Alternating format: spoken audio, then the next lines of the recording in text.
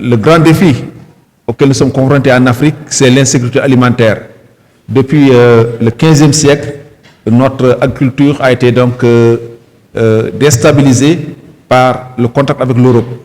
On avait une agriculture donc assez équilibrée, mais entre le 15e et le 19e siècle, entre le 15e et le 20e siècle, nous allons assister à un basculement donc d'une agriculture vivrière à une agriculture commerciale. Et vous savez, aujourd'hui, là où nous sommes dans le bassin arachidier. Ce n'est pas pour rien que cette zone s'appelle le bassin arachidier. Il y a une raison historique. Donc, cela a créé donc une insécurité alimentaire et nutritionnelle. Et cette université donc cherche les voies et moyens à redonner à l'Afrique, au Sénégal, cette souveraineté alimentaire. Parce qu'un pays sans souveraineté alimentaire, c'est assez problématique. N'est-ce pas? Et nous sommes aussi dans une problématique pour essayer de créer des filières agro-silvo alliées pastorales, donc de nouvelles filières, essayer de mieux maîtriser l'eau, essayer aussi de restaurer les terres, les sols dégradés. Et c'est pourquoi donc tout à l'heure nous verrons le nombre de licences que nous avons. Et donc c'est une université qui cherche à former des jeunes, des séries littéraires, des séries scientifiques, donc, en tout cas de toutes les séries qui existent au Sénégal, donc les former, donc former des ressources humaines de qualité, qualifiées, donc sur ce qu'on appelle sur toute la chaîne de valeur, à la fourche à la fourchette, donc de la préparation du champ à la vente de la récolte, à la transformation de la récolte, à la transformation des produits halieutiques, des produits végétaux et à la commercialisation même. Et même souvent à la visite des sites, parce que nous avons tourisme, donc nous avons STE, etc. Nous avons mécanisation agricole. Et nous avons aussi même le passé, donc le passé de l'homme, l'histoire. Donc, c'est cela qu'on appelle donc une chaîne de valeur. Et nous avons donc une panoplie de filières.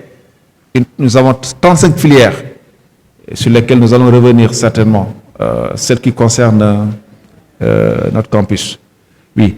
Donc, c'est une université donc, qui a été créée en 2013, en janvier 2013, exactement le 25 janvier 2013, sur le papier, par un décret, n'est-ce pas? Mais elle va démarrer effectivement un peu après. Elle va démarrer nous avons démarré en février 2019 que nous avons démarré. Et c'est une université donc qu'on appelle 4e génération, parce que les universités au Sénégal ont une histoire. La première université, c'est Dakar, UCAD, qui est basée dans la capitale sénégalaise. Après, nous avons une université donc dans le nord du Sénégal, Saint-Louis. Après, nous avons une université dans le centre et dans le sud, Bambey, Ziguinchor. Et cette université donc, c'est la 4e génération. Et sa particularité, c'est une université thématique. Donc, toutes les filières sont tournées, sont orientées vers l'agriculture, n'est-ce pas? Donc, c'est l'une des rares universités thématiques en Afrique. Oui. Dans le cycle de la mise en place de USEN, il y a une enquête nationale qui a été réalisée. Et toutes ces licences-là répondent aux préoccupations et aux besoins des populations sur le terrain. Donc, c'est à partir des besoins identifiés sur le terrain que ces licences-là ont été montées. C'est pour cela que vous allez voir que c'est des licences qui sont très pointues sur les aspects liés au développement, notamment le développement rural. Donc, ça également, il faudra le comprendre. Enfin, on a la licence socio-anthropologie du développement rural qui délivre des connaissances et des compétences en sociologie et en anthropologie, axées dans ce qu'on appelle le développement rural. Et là également, vous savez, presque toutes les licences qui sont là tournent autour de ce qu'on appelle du développement, notamment le développement rural. Donc, dans l'offre de formation, on va y revenir demain. Cours en tronc commun, il y aura ce qu'on appelle des UE transversales que vous allez faire ensemble, tout comme également des licences ou bien des cours que vous allez faire selon les licences spécifiques, parce que aussi chaque licence a ses objectifs de cours. Ça, nous allons y revenir demain dans la présentation des différentes licences. Et pour le corps professoral, Dr Sy en a parlé tantôt, on a Dr Mahmoud Sy qui est là, par ailleurs responsable de la licence Histoire et directeur de l'UFR adjoint. Dr Assa Kamara, également qui est là, responsable de la licence Socio-anthropologie développement rural. Dr Mariama Thiandoum, responsable de la licence Management des OP. Dr Fatoumata Sow, qui est empêché, qui est également la responsable de la licence Communication pour le développement. Et moi-même, Pape Ngor Sarr Sadio, responsable de la licence Conseil agro-sylvo-pastoral et halieutique. À côté, nous avons beaucoup de collaborateurs qui nous appuient dans, en fait, les enseignements apprentissages, parmi lesquels on a notre cher doyen colonel, comme on aime l'appeler, ou bien MAM, comme l'appellent les étudiants, donc qui est là, et d'autres collègues qui nous viennent des autres universités du pays, de l'UCAD, de l'UGB, de Bambey, de Thiès, de Ziguinchor, mais également qui nous viennent de l'étranger. Surtout en histoire, il y a beaucoup de collègues qui nous viennent des universités étrangères. Donc ça également, c'est tout en l'honneur également de l'USN, pour vous montrer aussi l'engagement et la pertinence même des formations qui sont délivrées et l'attention que les gens apportent à cette nouvelle université. Mais également, il y a des professionnels, comme l'a dit tantôt Dr Sy, des chefs de service qui sont là, ici aussi bien à Kaffrine ou bien dans les autres localités du pays, mais également d'autres personnes ressources et expertes dans leur domaine. Donc, comme il l'a si bien dit, des personnes qui, forcément, ne sont pas des universitaires, mais qui peuvent nous accompagner dans l'élaboration des curriculums de cours, dans l'élaboration des maquettes, pour on peut avoir des formations qui puissent répondre aux préoccupations des différents acteurs socio-économiques. Parce que, in fine, vous êtes appelés à travailler avec ces acteurs de la vie socio-économique. Et il faudrait qu'on puisse répondre à leurs besoins ou bien répondre à leurs commandes. Donc, le département s'arrime sur ce qu'on appelle les missions de l'université, l'enseignement à la recherche, mais également le service à la communauté. Et ce service à la communauté fait qu'il y aura beaucoup de sur le terrain, en fait, des pratiques encadrées. Parfois, vous laissez donner des travaux que vous allez faire en solo, mais il y aura ce qu'on appelle, il y a également des voyages d'études où presque l'ensemble des étudiants seront dans un lieu, selon les licences, pour pouvoir mettre en œuvre ce qu'ils ont vu en classe. Et ça, ces voyages d'études-là, nous les avons commencés depuis l'année dernière, mais cette année, elles ont pris une vitesse de croisière et on espère que, comme l'a si bien dit Dr Sy tout à l'heure, on a ce projet-là en tête de l'élargir à toutes un peu les licences pour que l'université puisse être ancrée dans son terroir. Parce que l'USN, comme on le dit, est une université ancrée dans son terroir. Et donc, il nous faut nous rapprocher de la population, que cette population-là puisse sentir la présence de USN. On aura occasion, avec les étudiants en L1, SADRE, de se retrouver ensemble pour un petit peu présenter la maquette de formation et un petit peu les édifier sur les possibilités d'emploi. C'est vrai qu'en début d'année, les étudiants sont un peu perdus, les étudiants sont un peu inquiets et je pense que demain, ça fera l'occasion pour nous d'échanger ensemble et aussi de voir les possibilités que vous avez avec la licence socio-anthropologie du développement rural.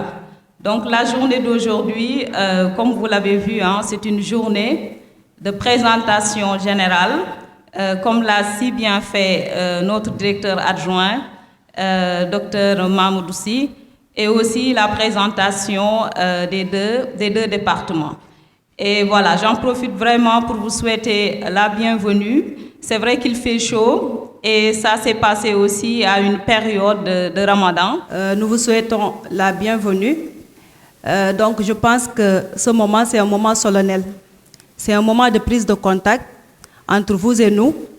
Et donc c'est la raison pour laquelle c'est l'occasion pour nous de vous prodiguer quelques conseils qui nous semblent donc importants.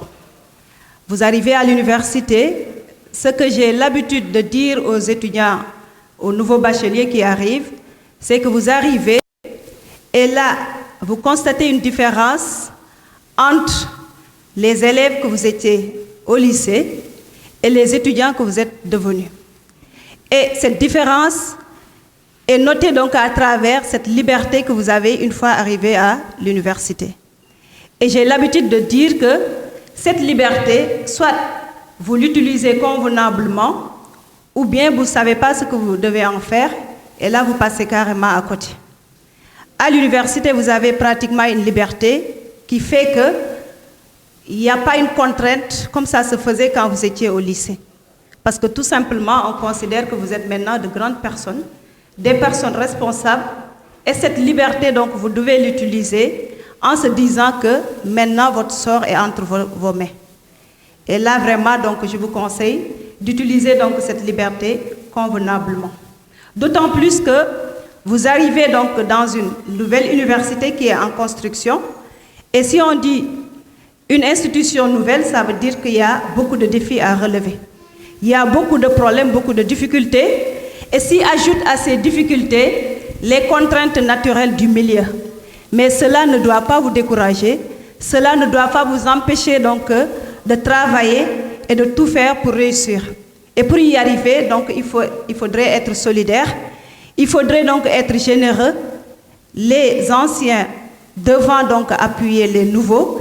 Et je pense que main dans la main, vous pouvez bien donc y arriver. L'autre chose, c'est qu'il faudrait que vous vous fixiez un objectif en se disant quoi? Pourquoi je suis arrivé à l'université? Je suis là pour étudier. Donc, je fais focus sur mes études. Parce que là aussi, les études, donc, c'est un investissement à long terme.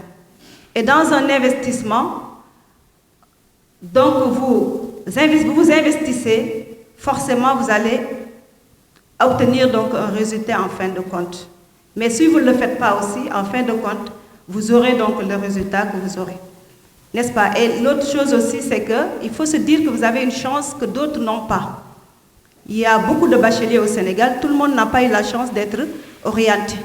Vous avez cette chance, donc mettez cette chance donc, de votre côté, mettez tous les moyens qu'il faut, avec la discipline, avec le courage, et vous allez vous rendre compte que vous allez y arriver, parce qu'il y a un temps pour faire les études, et ce temps-là passe vite. Bon, je voudrais d'abord vous dire que les étudiants de l'UCN, particulièrement le campus de Kaffrine, sont traités de la même manière que les autres étudiants de toutes les universités du Sénégal. J'avoue même que le traitement social est beaucoup plus amélioré ici au campus, aux différents campus sociaux de l'UCN. Maintenant, pour le volet hébergement, c'est valable pour toutes les universités, je dirais même du monde. Donc, il y a ce qu'on appelle le critère d'excellence, qui est un critère qu'on a mis en rigueur pour l'octroi des chambres. Donc, à chaque fois, c'est le rectorat qui nous envoie la liste des ayants droit. Maintenant, parallèlement aussi, il y a les cas sociaux que nous gérons. Donc, sur ça, vous pouvez vous rapprocher au nouveau PCS. Je devais même commencer par ça, formuler mes vives félicitations et souhaiter beaucoup de succès au bureau nouvellement installé. Donc, c'est ça, hein? Pour l'hébergement, à chaque fois, c'est basé sur des critères d'excellence fixés par le rectorat. Donc, sur cette base-là, l'étudiant peut prétendre bénéficier d'une chambre. Maintenant, pour les modalités, l'étudiant doit fournir une photocopie de la carte d'identité, une photocopie du certificat d'inscription, 2 photos, plus 8 000 francs. Pour les 8 000 francs, 5 000 francs, c'est pour la caution et 3 000 francs pour la mensualité. Donc, au niveau de la commune, comme vous le savez tous, nos locaux sont en cours de construction. Mais n'empêche que le centre des œuvres régionales n'a pas hésité sur les moyens pour permettre aux étudiants d'étudier dans de bonnes conditions. afin que les rendements que vient de préciser M. Si puissent être au rendez-vous. Parce que si l'État investit beaucoup de milliards, on conçoit ces dépenses-là comme un investissement sûr. Parce que l'avenir de ce pays-là dépend de vous, chers étudiants. Donc, nous en sommes à 8 résidences au niveau de la commune. Parmi ces 8, il y a 3 résidences réservées exclusivement aux filles. Il s'agit de la dénomination utilisée ici, c'est Ndokumana, parce que c'est en relation avec le milieu. Donc, on parle de Ndokumane 1, Ndokumane 2, jusqu'à Ndokumane 8. Maintenant, pour la prise en charge médicale, le service médical se trouve de l'autre côté de Ndokumane 8, de Ndokumane 7, pardon, de Ndokumane 6. Là aussi, c'est un service médical digne de son nom, parce que nous avons un médecin, nous avons des infirmiers, nous avons même une sage-femme et le personnel d'appui. Là aussi, pour la consultation, l'étudiant donne comme participation symbolique 50 francs pour se faire consulter. Ticket de consultation, c'est à 50 francs.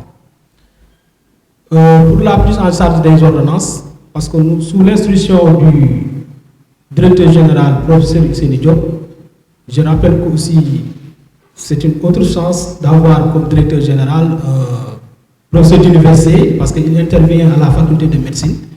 Lui aussi, il a une idée nette, claire et précise sur ce que veut dire l'enseignement supérieur, les œuvres sociales et tout ça. Donc, il nous avait instruit de renforcer la pharmacie du service médical, service médico-social des étudiants. Donc, si le médecin ou bien l'infirmier vous prescrit une ordonnance, l'ordonnance, vous avez pris en charge à hauteur de... l'étudiant paye que 1/5. Donc, si l'ordonnance c'est à 5 000 francs, l'étudiant va payer uniquement 1 000 francs. Donc, maintenant, en dehors de la pharmacie du service médical, nous avons établi une convention avec la pharmacie de Ndokumane, parce qu'il y a certains produits, certains médicaments qui ne sont pas disponibles au niveau de la pharmacie du service médical. Là aussi, vous avez pris en charge à hauteur de 80%. Donc là aussi, si on vous prescrit une ordonnance de 5 000 francs, vous n'allez payer que 1 000 francs. Je m'associe aux paroles des collègues pour vous souhaiter à tout un chacun la bienvenue et plein de réussite dans cette nouvelle vie que vous allez entreprendre. Donc sans plus tarder, je vais juste vous parler un peu de la scolarité, d'habitude en général de ce qui vous concerne. D'abord, nous allons parler de l'inscription administrative, ce que vous étiez en train de faire depuis le 18 pour la dernière vague. Donc, vous avez commencé les inscriptions. Je profite de l'occasion pour vous dire que pour ceux qui ne s'étaient pas encore inscrits, que les inscriptions sont prolongées jusqu'au 31.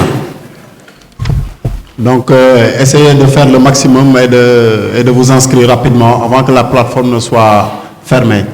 Donc, les documents à fournir durant l'inscription administrative, c'est la copie de la pièce d'identité légalisée. D'abord, vous devez payer votre droit d'inscription au niveau de Campusen via les transferts d'argent. Après cela, la deuxième étape, c'est de vous connecter avec votre email institutionnel au niveau de la plateforme GPE, Espace étudiant. Les documents à fournir, c'est-à-dire la copie de la pièce d'identité légalisée, le relevé du bac, la copie et la carte d'assurance que vous devez insérer au niveau de la plateforme. Donc, à cela s'ajoute aussi la visite médicale. Donc, si vous terminez, vous passez au niveau de la scolarité pour qu'on puisse valider votre inscription. C'est ce que beaucoup de vos camarades ont déjà fait, sauf pour certains. Donc, je disais tout à l'heure que l'inscription est prolongée jusqu'au 31 mars. Donc, essayez de faire le maximum pour vous inscrire à temps. Voilà. C'est l'inscription pédagogique. Vous aurez l'occasion demain en salle de parler des maquettes de cours. Donc, l'inscription pédagogique consiste à vous inscrire sur les maquettes de cours que vous devez faire qui vous concernent. Donc, demain, vous aurez largement le temps d'en discuter en salle avec les enseignants. Donc, la troisième chose, je voudrais un peu parler de la demande de réorientation, c'est-à-dire les changements de filière. Donc, il y a beaucoup d'étudiants qui posent la question à savoir comment faire pour pouvoir changer de filière de la première année. Donc, les papiers à fournir pour pouvoir changer de filière, c'est la demande manuscrite adressée à Madame le recteur, la copie du certificat d'inscription et la copie aussi du relevé. Donc, que vous déposez au niveau du secrétariat qui vont transmettre en fait le droit et que la commission va se réunir pour pouvoir statuer sur votre demande. C'est clair, n'est-ce pas? Ou bien, pour la demande de changement de filière, je disais. On dirait bien. Hein? Donc, pour la demande de changement de filière, donc les procédures à... Voilà. Donc, la demande d'annulation aussi. La demande d'annulation aussi, vous devez vous acquitter aussi d'une demande manuscrite et de la copie. Cette fois-ci, ce n'est pas la copie, mais l'original du certificat d'inscription et de la carte que vous avez déjà récupérée, que vous allez déposer au niveau du secrétariat toujours, pour que la commission puisse statuer sur votre demande. Donc, toutes ces deux demandes ne se font qu'en début d'année, avant que les enseignements ne démarrent. Donc, ça ne peut pas faire en milieu d'année, ni en cours d'année. Donc, vous le faites tout en début d'année. Dès que vous finissez votre inscription, vous récupérez vos documents et vous déposez ces demandes-là pour que la commission puisse acter la décision. N'est-ce pas? Donc, j'y ajoute aussi, quand vous perdez vos documents, c'est-à-dire souvent ça arrive, des étudiants qui perdent leur relevé, leur certificat d'inscription, leur carte. Donc, quand vous perdez ces documents-là, automatiquement, vous devez aller à la police, chercher un certificat de perte que vous allez déposer au niveau de la scolarité pour pouvoir avoir un duplicata. N'est-ce pas? Donc, quand vous perdez votre document, c'est pour votre sécurité en même temps. Donc, quand vous perdez un de vos documents, vous allez à la police, vous cherchez un certificat de perte et vous venez à la scolarité, vous déposez pour pouvoir avoir un duplicata. N'est-ce pas? Donc, ce que je voudrais juste ajouter, c'est que la présentation de la carte est obligatoire dans toutes les structures de l'université, à savoir les BU, le restaurant, au niveau de la scolarité, en salle d'examen. Donc, tous ces documents-là sont obligatoires. La carte est obligatoire pour qu'on puisse vous identifier. Donc, quand vous marchez au niveau du campus, donc, munissez-vous de votre carte. Je suis très heureux de cette nomination du poste du président de l'amicale des étudiants de l'EFR, des sciences sociales et environnementales, parce qu'elle me donnera la possibilité de faire quelque chose qui compte vraiment pour moi, interagir plus régulièrement pour la cause estudiantine. Chers étudiants, vous nous avez confié une tâche difficile que nous allons gérer avec intelligence, diplomatie en agissant de manière responsable.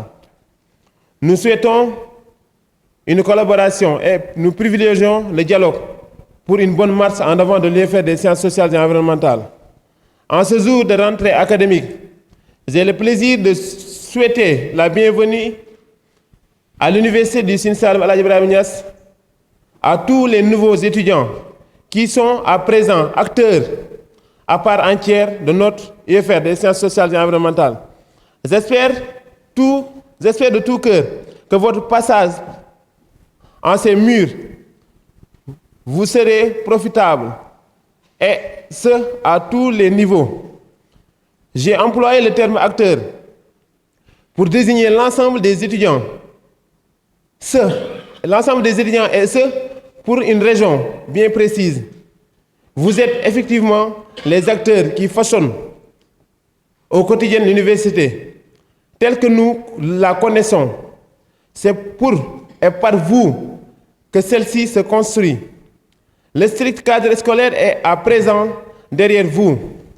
Et je vous invite à réfléchir sur ce que signifie pour vous qu'être étudiant. Bonjour tout le monde. C'est Ibrahima Diakhaté, étudiant en licence 3 socio-anthropologie du développement rural. Je suis le président de la commission sociale de l'AMICAL. Merci beaucoup. Bonjour, moi c'est Babacar Tchoun, étudiant en licence de socio-anthropologie du développement rural, délégué en même temps du socio-anthropologie du développement rural. Et je vous souhaite la bienvenue. Merci. Bonjour chers étudiants. Moi je me nomme Moussa Baldole, étudiante en licence 1 Histoire. Je suis la déléguée de la licence Histoire. Bonjour tout le monde. Je me nomme Khadija Touba, déléguée de la licence de Management des organisations paysannes, en même temps présidente commission finance. Je vous souhaite la bienvenue. Bonjour tout le monde. Je me nomme Pendaba, responsable et déléguée de la licence de communication pour le développement. Je vous souhaite la bienvenue. Merci à tous. Bonjour à tout le monde. Moi, c'est Seynabou Diop Diena, étudiante en licence 3 Histoire, déléguée aussi et responsable de cette même licence, vice-présidente aussi de la commission loisirs et culturels. Je vous souhaite la bienvenue. Je me nomme Koumba Touré, étudiante en licence de socio-anthropologie du développement rural et en même temps déléguée de la licence de socio-anthropologie du développement, vice-présidente de la commission sportive. Je vous souhaite la bienvenue. Merci. Bonjour, moi c'est Ahmadou Bouna Salan, je suis étudiant en licence 1 communication pour le développement. Je suis aussi le président de la commission pédagogique. Et pour tous les étudiants de la P5 qui ont des problèmes avec la plateforme, vous pouvez vous signaler. Après, on va contacter le directeur de l'UFR parce qu'on constate qu'il y a des étudiants qui n'ont pas encore finalisé leurs inscriptions. Ok, merci. Bonjour, c'est Babacar Mbaye, étudiant en licence 3, ou délégué de la licence 3, management des organisations paysannes. Voilà, je vous souhaite la bienvenue. Bonjour, moi c'est Wagan Sen, étudiant délégué de la licence de communication pour le développement et en même temps membre de la commission pédagogique. Et je souhaite la bienvenue au nouveau Bassali. Bonjour, moi c'est Ramatoulaye Diallo, étudiante et déléguée de la licence 1 socio-anthropologie du développement rural. Je vous souhaite la bienvenue. Merci. Bonjour à tous. Chers camarades étudiants, chers enseignants, le personnel administratif et les représentants du CROUS. Je suis Cheikh Tidiane Sall, délégué de la licence 3, communication pour le développement. Je suis par ailleurs le président de la commission communication de l'amicale des étudiants de l'UFR Sciences sociales et environnementales. Voilà. Et par ailleurs, c'est moi-même qui devais modérer cet amphi. Malheureusement, j'étais en retard pour des raisons de voyage. Et je suis très ravi d'avoir été représenté par ma camarade de licence, Khadija Tou. Et j'ai quand même envie de vous dire, chers nouveaux étudiants, que cette université sera ce que vous en ferez. C'est votre nouvel havre. C'est à vous de trouver le moyen de vous épanouir et de tracer votre chemin. Parce que le milieu universitaire, c'est le lieu vraiment de tracer sa vie. Et pour ne plus pas tirer en longueur, je vais rendre le micro. Mais sachez que vous êtes chez vous. Je vous remercie.